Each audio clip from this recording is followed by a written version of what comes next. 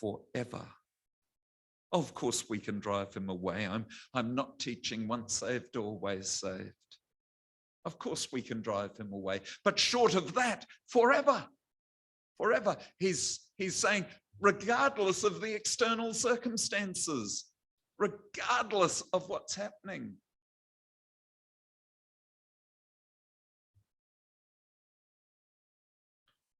The road of the Christian is not always easy. There are often disappointments. There are often places where we stop and wonder, what's happening? What's happening? And sometimes we are blessed to be able to see how God works it out. And sometimes we're not. You know, in the year 1517, Martin Luther nailed his 95 Theses up on the church door at Wittenberg, 505 years ago. Yeah? Nailed it up on the church door, basically saying, look, you cannot pay the church money to get the souls of your loved ones out of purgatory into heaven. That's what the church was teaching. And for the common people, for many of the people, I'm sure, the subtle distinctions were lost and they understood it as a way of getting out of hell into heaven. And Luther said, no. And so he's called to the Holy Roman Emperor, to the court of the Holy Roman Emperor, and there is asked to defend himself. Are you a Wycliffite? Are you a Hussite? They've already been condemned. And Luther famously standing there alone against the emperor and the prelates and the princes, saying, here I stand. I can do no other unless you can convince me by scripture alone. The popes can err, the councils can err, but scripture is the thing. Here I stand. When it was all over, Luther obviously sensing that things had not gone well. He can see, as it were, the writing on the wall. And he flees from the emperor's court. He flees. Oh, it's all unraveling. It's all unraveling. They're going to catch him and kill him. And as he's fleeing back to Wittenberg, on the road, he's accosted by men who grab him and force him to come with them. He's been kidnapped. Well, it's gone from bad to worse. They take him to Wartburg Castle and he's locked up in the castle. The ruler at Wartburg is a friend. No one knows Luther is there. No one knows he's there. And the Holy Roman Emperor, with a writ for arrest, with plans for execution, searches for him. Can't find him anywhere. He's not at Wittenberg. Where would he be? Luther there in Wartburg Castle, translating the Bible into German, doing a mighty word for God. As he reflected on this experience, this bleakest time in his career as a reformer, writes the hymn that we sang earlier on, "A mighty fortress is my God." Don't panic, Martin. Don't panic. God is still in control. Now, of course, it doesn't always work out that way. I've always wondered why God didn't rescue John the Baptist. John the Baptist was a very capable preacher.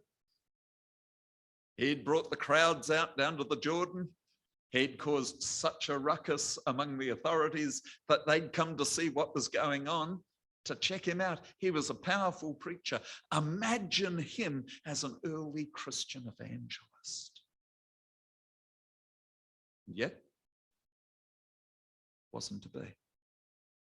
Wasn't to be. Why? Why? I have no idea. I have no idea. I believe God knew what he was doing. I don't think John somehow slipped out of God's hands and God sort of accidentally forgot to protect him. God knew what he was doing. The story of John worked out exactly the way it should in the great plans of God. Ellen White says, God was as near to John the Baptist in Herod's prison as he was to the three worthies in the fiery furnace. Yeah. Don't let your hearts be troubled. Believe in God. Believe also in me. And Jesus, as he ends this first section of the discourse of encouragement to his disciples, verse 27, peace I leave you. My peace I give to you. Not as the world gives, do I give to you. Peace. The peace that the world gives. Well, that's another thing altogether, isn't it? It's another thing altogether. The world speaks a lot about peace. But peace in the world often means submitting to what the biggest bully wants to say. Let them have their way and there would be peace. If the Ukraine would just surrender, the war would be over in Ukraine. But that's not always an option. Well, we often talk about happy marriages and marriages where people never fight, and that's a wonderful picture. But it does occur to me that there are some women who never fight with their husbands because they're frightened to. They've been beaten into submission. There's peace, but it's peace as the world gives.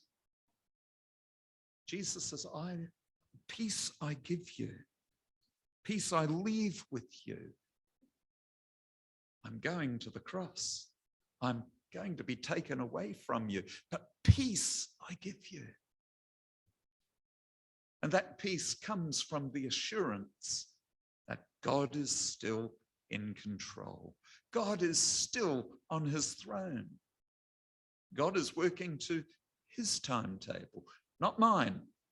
Oh, and like Abraham, I get impatient with God. Don't we all? Don't we all? But God knows. God knows. Not as the world gives. I remember the story that Ellen White relates in great controversy of John Huss, the Czechoslovakian reformer from the 1400s, who gets arrested at least and tortured. And he recants his faith. He gives it up altogether. He confesses that he was wrong, that he's a heretic, that the church is right and that he was wrong. And he's let out of prison. He goes back home and he's struck with guilt over what he's done, how he's betrayed his faith and his Lord. And so he recants his recantation. And he says, no, I take it back. I don't believe I'm a heretic. I don't denounce those teachings as heresy. And he's arrested again, and he's taken to Constance, where he's put on trial again, and he stands firm. He stands firm. and is condemned to death, taken out into the courtyard where the wood has been stacked up against the pole that he's tied to, and the executioner comes to light the fire. Huss was a man of character and had an impact on people. And the executioner goes to go round behind him to light the fire behind. And it's the words of Huss, they've always struck me, so powerful. He said, "Light the fire boldly before my face. Had I been afraid, I should not be here." That's the peace that God gives. That's the peace that Jesus is offering. A peace that says, no matter what,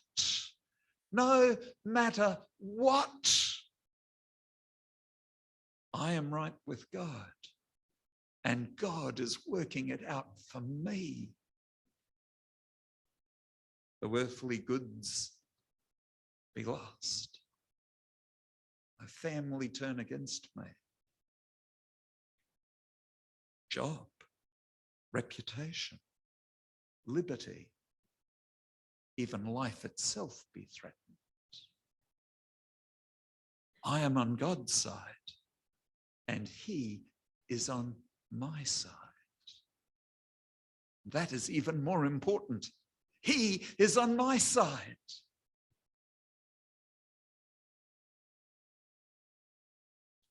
Do not let your hearts be troubled. I'm going to prepare a place for you. I'll come back. Don't worry. I am the way, the truth, and the life. You can trust it. When I speak, you hear the Father speak. And furthermore, no matter what happens, I will be with you. I will send you another comforter, another counselor, but it will be me with you. And the result will be a peace that is maintained and sustained in even the worst of times. Well, let me say it again. Do not let your hearts be troubled. Don't panic. God is still with you. May God bless each one of us.